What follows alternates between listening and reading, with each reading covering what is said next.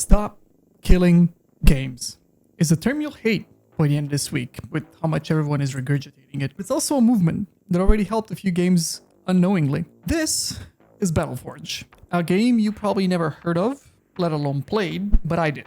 Loved it, and then EA sent it to Shadow Realm. If you don't know Battleforge, let me just quickly sum it up for you so you can understand its life cycle. Battleforge was a weird but uniquely awesome game from 2009. Yes, it's older than some of you.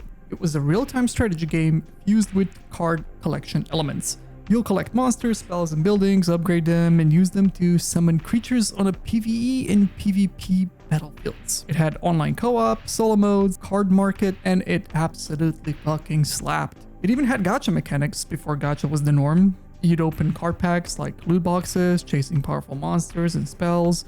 It was grindy, it was chaotic, it was fun. But it had one fatal flaw. And like most fatal flaws in gaming, it came down to money. And you know EA doesn't play around when it comes to money. You see, Battleforge was making money. The gacha mechanics were printing cash. Packs were flying, EA had no reason to complain. Basically every gacha game ever, right? Wrong. The money printer jammed thanks to one broken system. Let me introduce you to the EA referral system. If you invited 3 friends, you'd get a special card called Promo Viridia, which if you sold on the marketplace, would permanently allow you to start trading with the game's premium currency. Something that was infinitely harder without this card if you decided not to use your wallet to play the game. Basically, imagine inviting 3 friends to play Counter-Strike with you, and Valve, in return, giving you a $100 knife for it. And since there was no anti-abuse system, instead of paying, people just invited themselves. I probably made like 20 plus accounts. A buddy of mine made 50 plus accounts, leveled them all, and then funneled all the promo Viridias back to his original account and just made bank. He went full Wall Street mode in a card game, and in the span of 3 months, he had a God tier DAC without spending a cent. And so did everyone else, smart enough to abuse the system. Nobody really bought packs anymore, and as a result, EA couldn't effectively monetize the game anymore. So they did what EA does, pull the plug. And here is their official statement. We will be shutting down this game in a month. Every card will be available to you until the end date, and then politely fuck off forever. Thanks for buying the packs. Their words. And just like that, the game I played every day for months deleted. And then fast forward a couple of years later, I had an itch to play a similar game to Battleforge, but I couldn't find a single game with the same mechanics. They would either be an RTS, or they would be a card collection game with turn-based combat, which really didn't appeal to me. And after some proper digging, I finally found a forum post that said this. Hey guys, just wanted to share that behind the scenes, we Tony Starked the fuck out of Battleforge, and we'll soon be able to share a copy with everyone to play. Their words. I wasn't alone. A few developers who missed the game as much as I did decided they couldn't let it die. So they reverse engineered the whole thing, rebuilt it from scratch, rebalanced it, improved it, and released it.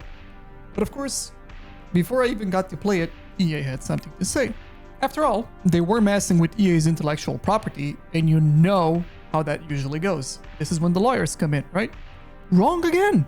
EA didn't sue, they didn't send the cease and desist letters to these developers, they just said, wait, and I quote, change the name, don't sell the game or in-game products, and we're Gucci. Their words. Wait, what? This is EA we're talking about. The same EA that remakes FIFA every year with a new menu and a fresh coat of indifference. The same EA that killed Darkspore, The Sims Online, Dungeon Keeper, Command and Conquer, the list goes on. And they, of all companies, just let this one go? No licensing fee, no threats, no drama. They basically said, as long as you're not making money on this, no problem. And that's how Battleforge, or the new version of it, Skylords Reborn, was, lack of a better word, reborn. And that's exactly the kind of behavior Stop Killing Games is asking for from publishers, and yet somehow we still find ourselves in a timeline where indie game developers with influence but zero understanding shit on the idea.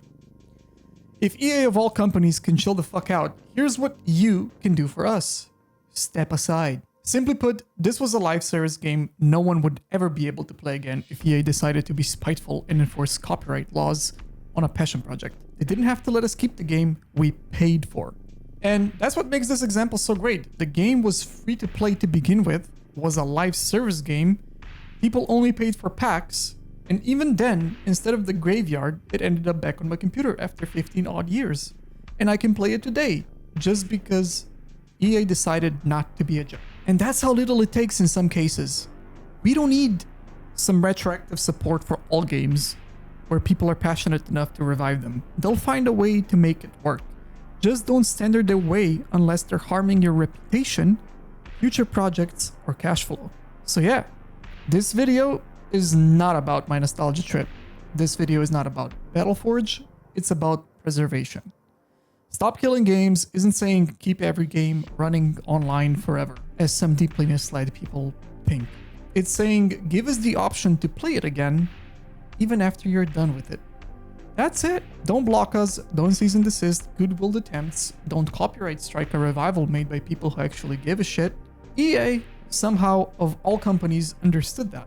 And hell, they could have taken it a step further and make money on it again, offer the license to these spare-time developers, let them monetize it, maybe even partner with them, but they didn't. And even without doing that, just staying out of the way made all the difference. Unfortunately, not every game gets this lucky. The Crew was shut down, Halo Online was canned, and for every Skylords Reborn, there's a graveyard full of games you can't play anymore. Maybe one of those meant something to you. And that's why we're here. Yeah, every YouTuber and their cat already talked about stop killing games. But this isn't just about coverage, it's about momentum. And I'm gonna be real with you. This movement matters because these games matter to someone. Battleforge was the game for me. Maybe the game for you was The Crew, or maybe Halo Online, or something even more obscure. Something you can't play anymore. Not because it was bad, but because someone flipped the switch. So yeah, this petition, it deserves your 2 minutes. If you're in the EU, all you need is your ID. And I get it. Signing the petition won't bring back every dead game. But if EA, of all companies, can be the good guy for once, then maybe the bar isn't as high as some people pretend it is to do the right thing. That's it. See ya. EA had something to say. After I am being attacked by a mosquito, and I am not liking my situation right now. Where was I?